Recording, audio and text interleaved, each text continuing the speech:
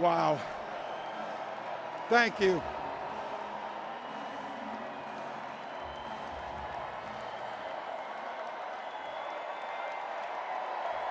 Thank you.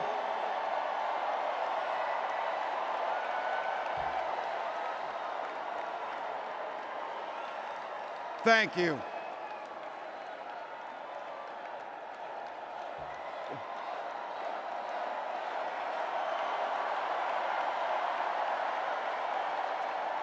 Wow. Well, thank you. Thank you, first of all, to Vice President Harris. Thanks for putting your trust in me and for inviting me to be part of this incredible campaign.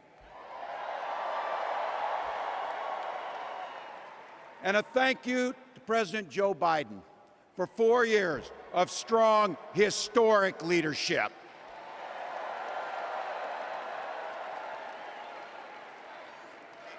It's the honor of my life to accept your nomination for Vice President of the United States.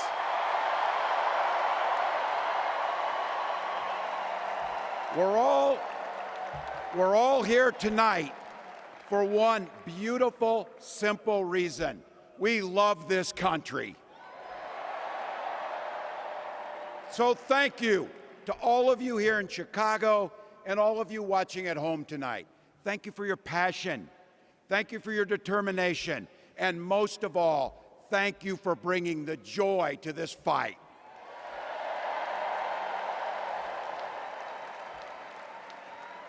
Now, I grew up in Butte, Nebraska, a town of 400 people.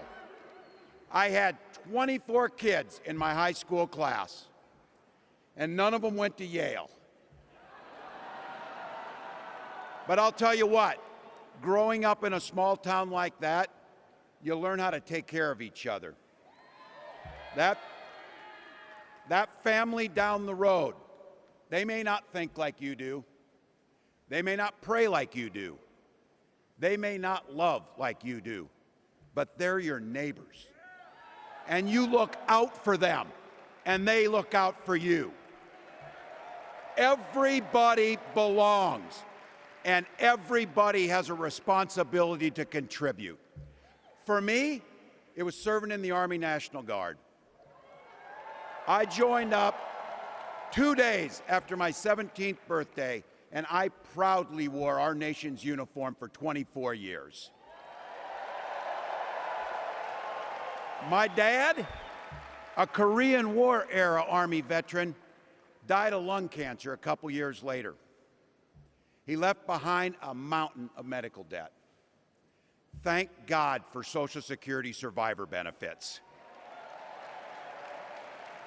And thank God for the GI Bill that allowed my dad and me to go to college, and millions of other Americans.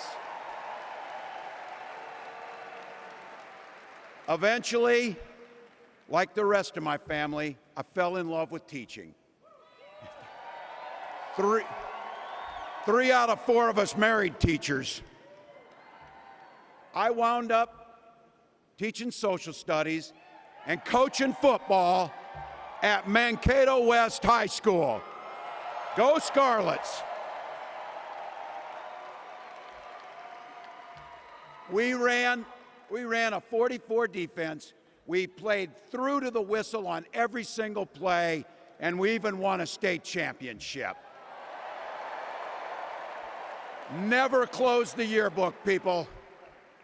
But it was those players and my students who inspired me to run for Congress. They saw in me what I had hoped to instill in them, a commitment to the common good, an understanding that we're all in this together, and the belief that a single person can make a real difference for their neighbors.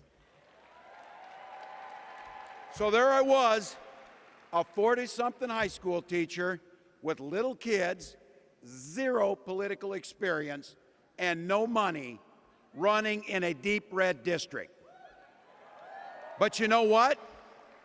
Never underestimate a public school teacher. Never.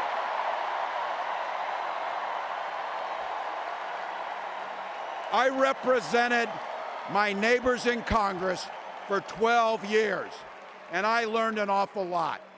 I learned how to work across the aisle on issues like growing the rural economies and taking care of veterans. And I learned how to compromise without compromising my values. Then I came back to serve as governor, and we got right to work, making a difference in our neighbors' lives.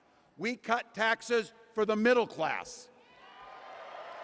We passed paid family and medical leave. We invested in fighting crime and affordable housing. We cut the cost of prescription drugs and helped people escape the kind of medical debt that nearly sank my family. And we made sure that every kid in our state gets breakfast and lunch every day. So while other states were banning books from their schools, we were banishing hunger from ours.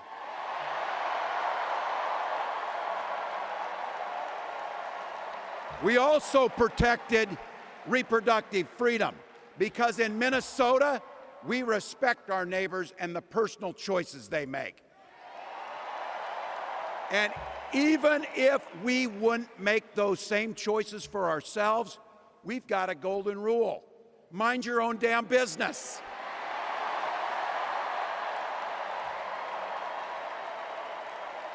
And that includes IVF and fertility treatments. And this is personal for Gwen and I. If you've never experienced the hell that is infertility, I guarantee you, you know somebody who has. And I can remember praying each night for a phone call. The pit in your stomach when the phone would ring, and the absolute agony when we heard the treatments hadn't worked. It took Gwen and I years, but we had access to fertility treatments. And when our daughter was born, we named her Hope. Hope, Gus, and Gwen, you are my entire world, and I love you.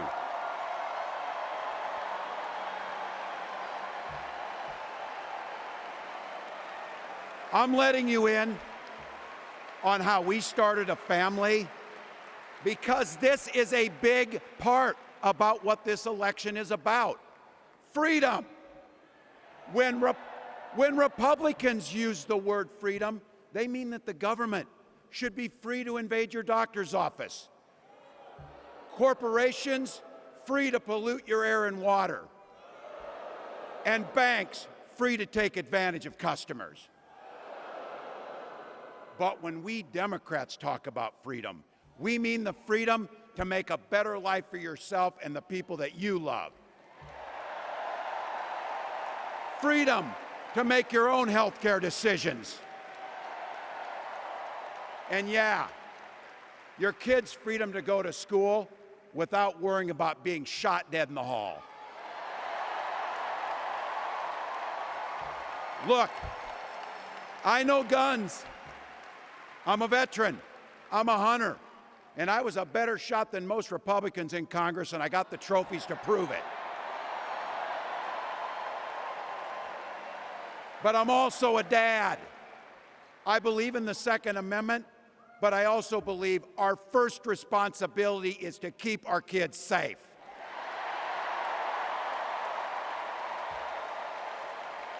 That's what this is all about. The responsibility we have to our kids, to each other, and to the future that we're building together, in which everyone is free to build the kind of life they want. But not everyone has that same sense of responsibility. Some folks just don't understand what it takes to be a good neighbor. Take Donald Trump and J.D. Vance. Their Project 2025 will make things much, much harder for people who are just trying to live their lives. They spent a lot of time pretending they know nothing about this. But look, I coached high school football long enough to know, and trust me on this, when somebody takes the time to draw up a playbook, they're going to use it. And we know if these guys get back in the White House, they'll start jacking up the costs on the middle class. They'll repeal the Affordable Care Act. They'll gut Social Security and Medicare. And they will ban abortion across this country with or without Congress. Here's the thing. It's an agenda nobody asked for. It's an agenda that serves nobody except the richest and the most extreme amongst us. And it's an agenda that does nothing for our neighbors in need. Is it weird? Absolutely. Absolutely. But it's also wrong. And it's dangerous. It's not just me saying so. It's Trump's own people. They were with him for 4 years. They're warning us that the next 4 years will be much, much worse. You know, when I was teaching every year, we'd elect a student body president. And you know what? Those teenagers could teach Donald Trump a hell of a lot about what a leader is. Leaders don't spend all day insulting people and blaming others. Leaders do the work. So I don't know about you, I'm ready to turn the page on these guys. So go ahead, say it with me. We're not going back.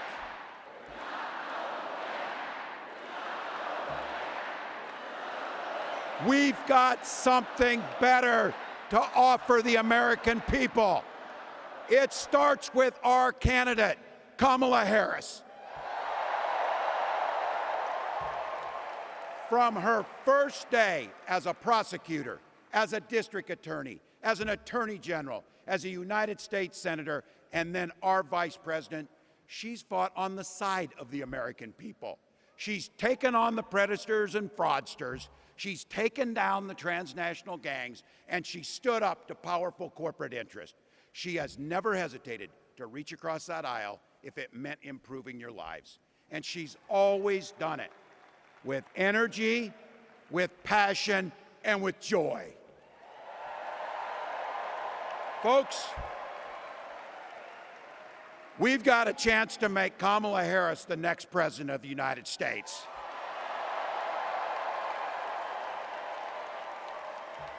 But I think we owe it to the American people to tell them exactly what she'd do as president before we ask them for their votes.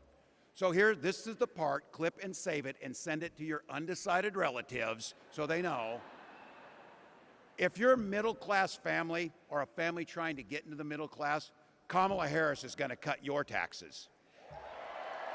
If you're getting squeezed by prescription drug prices, Kamala Harris is going to take on Big Pharma. If you're hoping to buy a home, Kamala Harris is going to help make it more affordable. And no matter who you are, Kamala Harris is going to stand up and fight for your freedom to live the life that you want to lead. Because that's what we want for ourselves, and it's what we want for our neighbors. You know, you might not know it, but I haven't given a lot of big speeches like this. But I have given a lot of pep talks. So let me finish with this, team. It's the fourth quarter. We're down a field goal, but we're on offense and we've got the ball. We're driving down the field. And boy, do we have the right team. Kamala Harris is tough. Kamala Harris is experienced, and Kamala Harris is ready. Our job for everyone watching is to get in the trenches and do the blocking and tackling. 1 inch at a time, 1 yard at a time, 1 phone call at a time, 1 door knock at a time, 1 $5 donation at a time. Look, we got 76 days. That's nothing. There'll be time to sleep when you're dead. We're going to leave it on the field. That's how we'll keep moving forward. That's how we'll turn the page on Donald Trump. That's how we'll build a country where workers come first. Health care and housing are human rights. And the government stays the hell out of your bedroom.